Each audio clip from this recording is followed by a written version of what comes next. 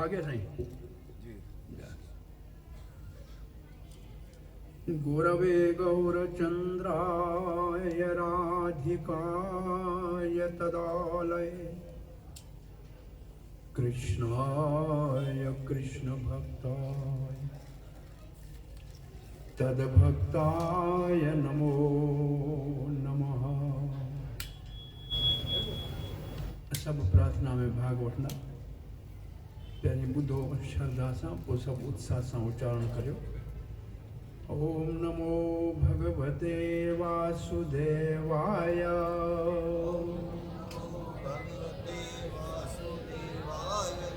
ओम नमो भगवते वासुदेवाय। ओम नमो भगवते वासुदेवाय। ओम नमो भगवते वासुदेवाय। ओम नमो भगवते वासुदेवाय। कृष्णाय वासुदेवाय। कृष्णाय वासुदेवाय। देवकी नंदनाय च। देवकी नंदनाय च। नंद गोपकुमाराय। नंद गोपकुमाराय। गोविंदाय नमो नमः। गोविंदाय नमो नमः। जय श्री कृष्ण चैतन्य। जय श्री कृष्ण चैतन्य। प्रभु नित्यानंद। प्रभु नित्यानंद। श्री अद्वैत। श्री अद्वैत गदाधर। गदाधराय श्रीवास आदि। देवास आदि गौर गौर भक्त वृंद। भक्तवृंद।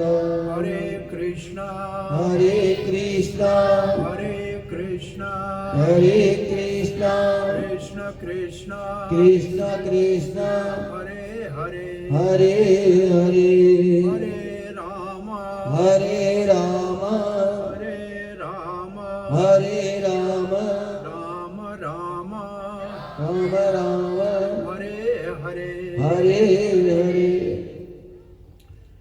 पूज्य गोविंद धाम पवित्र स्थान ते वार्षिक सालियाने मेले में संतन साईं श्यामदास साहब जन जे आशीर्वाद वठण लाइ गदेश्वर साईं गणेशदास साहब इहो 3 ॾींहंनि जो उत्सव मेलो मल्हाईंदा आहिनि। मेलो माना मिलाइण। मेले का मतलब है मिलाना। एक अर्थ है मेले का मिलाना। किसको किससे? साधु संत जो मंच पे बैठे हैं उन सबको आदर पूर्वक प्रणाम करके ये बात समझने की प्रयास करना चाहिए। इन ॻाल्हि खे समझण खपे। मेले में आने वाले भाग्यशाली भक्तों को मिलाया जाता है भगवान से,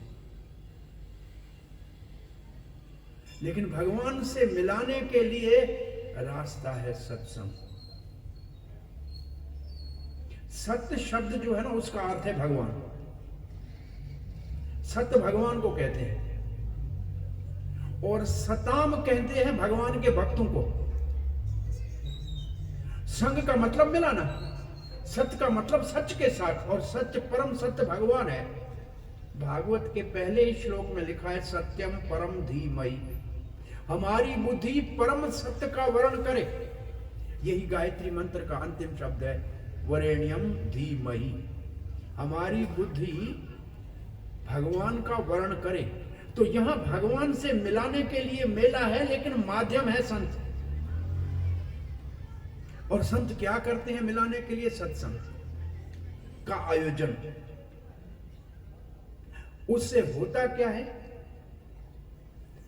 एक अर्थ और मेले का है, मैल धुल जाता है। मेले में मैल धुल जाता है। तो सत्संग का काम क्या है? मैल का धोना। कहां मैल होता है? हमारे अंतःकरण के ऊपर। हमारे बाहर के तो रोज स्नान करते हैं, साबुन है घर में, सर्फ है, शैम्पू है, बाहर से तो बहुत चमकने के लिए सामान है। अंदर में जो कचरा है उसको साफ कैसे करेंगे? मन जो मैल धोण, मन पवित्र हरि नाम लिए। मन कैसे पवित्र होगा? चेतो दर्पण मार्जनम भवमा दावागनी निर्वापणम। अनादि काल के कई जन्मों से मन के ऊपर जो मैल इकट्ठा हो गया है, मन कैसा है? दर्पण। दर्पण माने आईनो।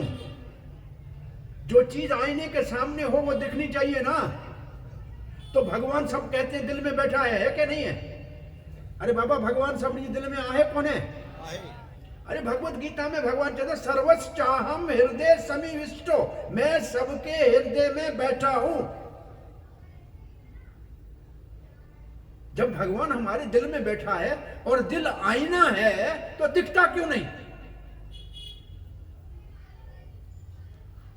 ये बात समझ में आ रही है? भगवान दिल में बैठा है और दिल आईना है तो क्यों नहीं दिखता? क्योंकि उसके ऊपर मैल चढ़ा हुआ है, उसके ऊपर मट्टी मैल कचरा जम गया है, बहुत समय से जम गया है। भगवान आकर्षण करने वाला है, सबको अपनी ओर खींचने वाला है। भगवान की कृपा सदा बरस रही है, भगवान की कृपा कभी बंद नहीं होती है। हम लेने के लिए तैयार नहीं है।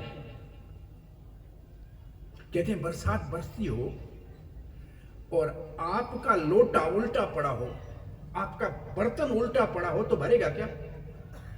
तो इसमें बरसात का दोष है कि बर्तन का दोष है? बर्तन का दोष है। बरसात तो बरस रही है, भगवान की कृपा बरस रही है, संतों की कृपा बरस रही है, हमारा बर्तन उल्टा पड़ा है।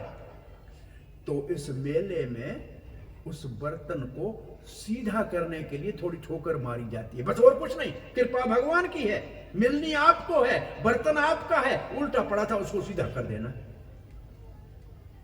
यहां बर्तन को सीधा करने के लिए आते हैं।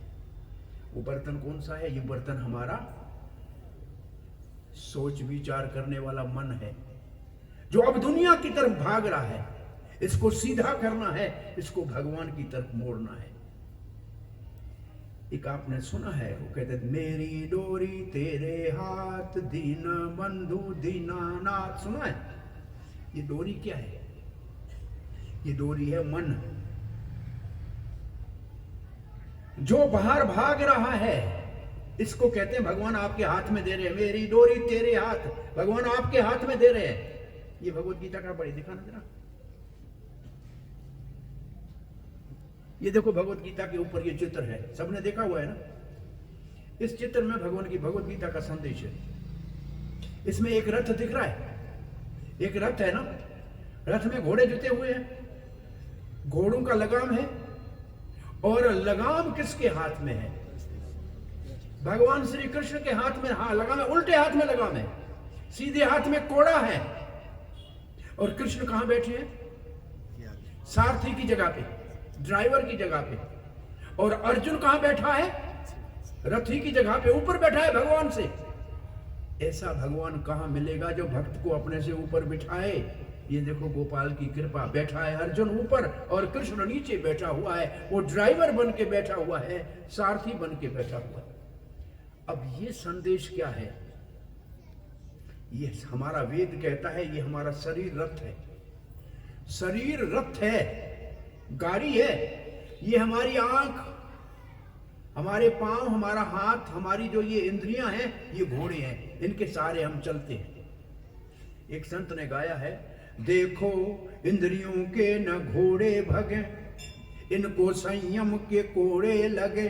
गोविंद गोपाल गाते चलो, हरि नाम का खजाना लुटाते चलो। गोविंद गोपाल गाते चलो।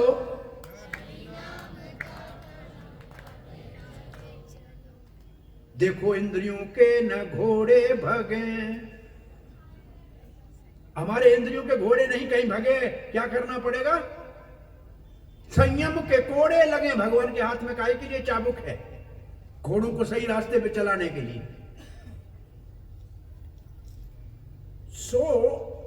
ये शरीर हमारा रथ है, इंद्रियां इसके घोड़े हैं, मन इसका लगाम है।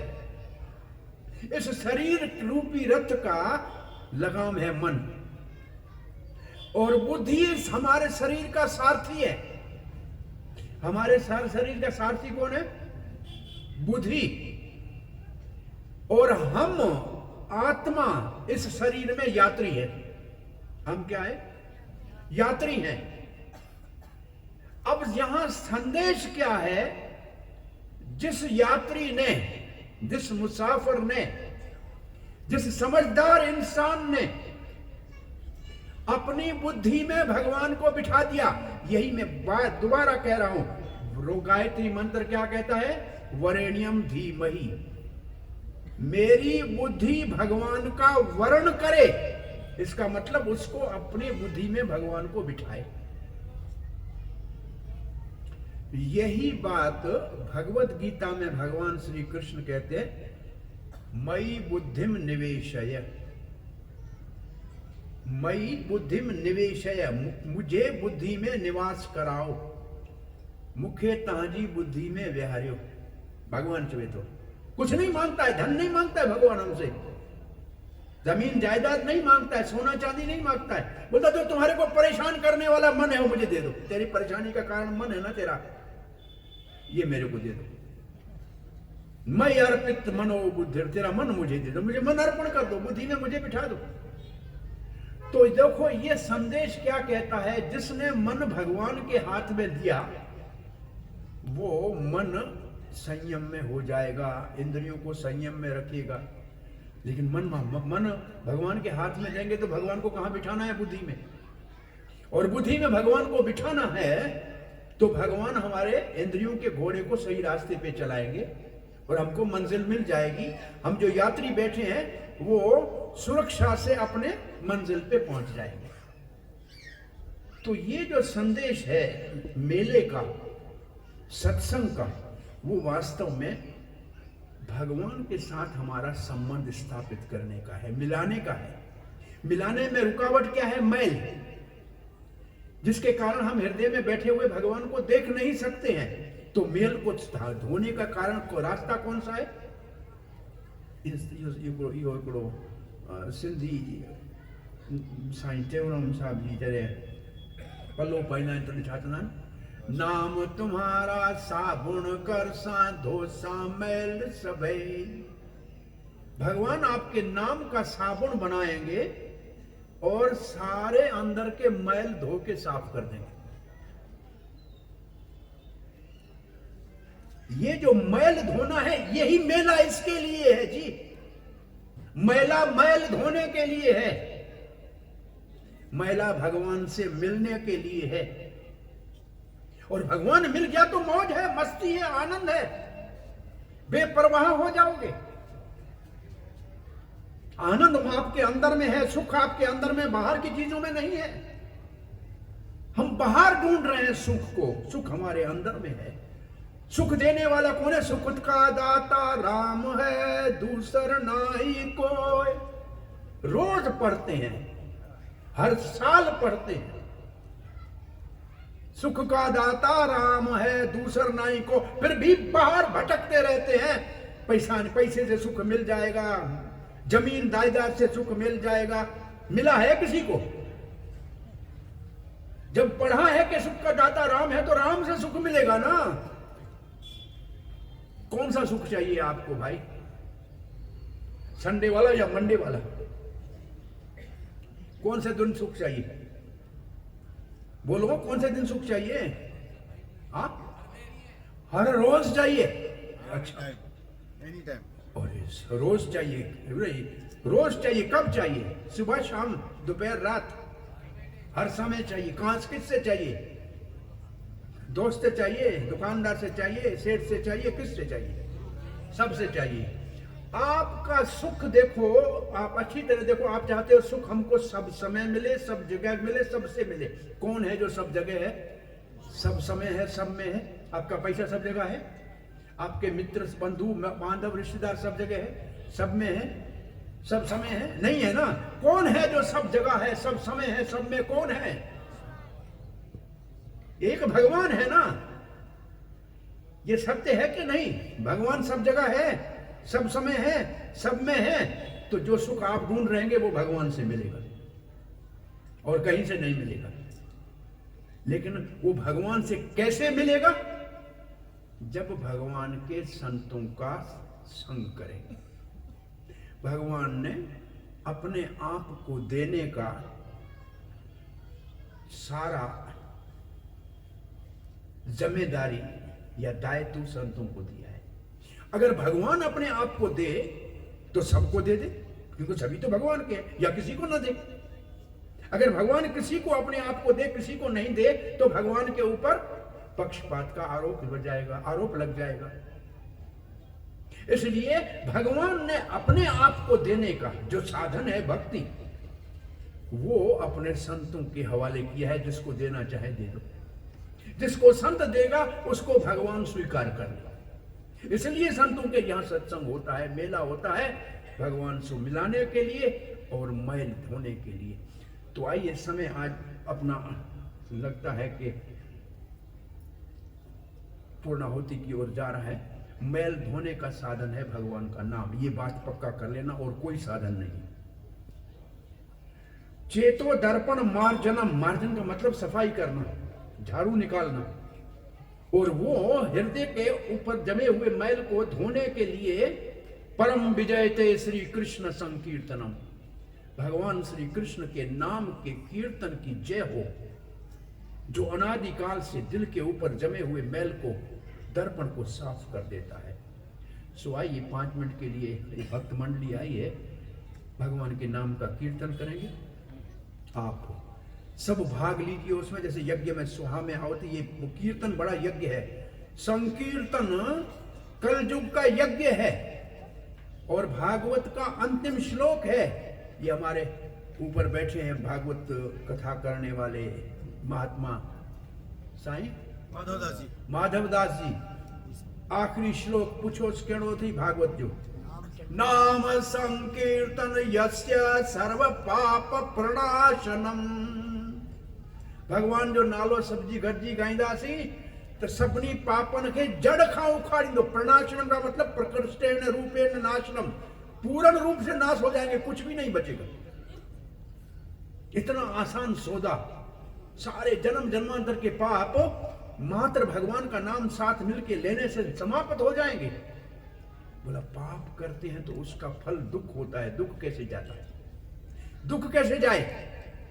तो इसी श्लोक का आधा पीछे का ऐसा क्या है माधवदास जी, प्रणामो दुख शमनम हरिम नमामि परम। भगवान के सामने माथा टेकने से, हरि के सामने माथा टेकने से हरि दुख हर लेता है। ॾिठो ठप्पो जो हूंदो है ऑफिस में, ठप्पा जो होता है ना, उसमें सब उल्टा लिखा होता है, और जब वो कागज के ऊपर लगाते हैं सीधा हो जाता है, देखा है ना? ऐसे ही होता है ना। ऐसे जो माथे के ऊपर कर्मों की लकीरें उल्टी लिखी है ना, जब भगवान के सामने, संतों के सामने माथा नीचे टेकोगे तो सब सीधे हो जाएंगे, दुख मिट जाएगा। तो नाम कीर्तन और प्रणाम, ये 2 संदेश है भागवत के। अंतिम श्लोक में 2 संदेश है केवल। भगवान का कीर्तन करो, भगवान को प्रणाम करो, बस 2 में आपका काम हो जाएगा। तो आइए 5 मिनट के लिए कीर्तन करते हैं। आप लोग आ जाइए, कीर्तन कीजिए।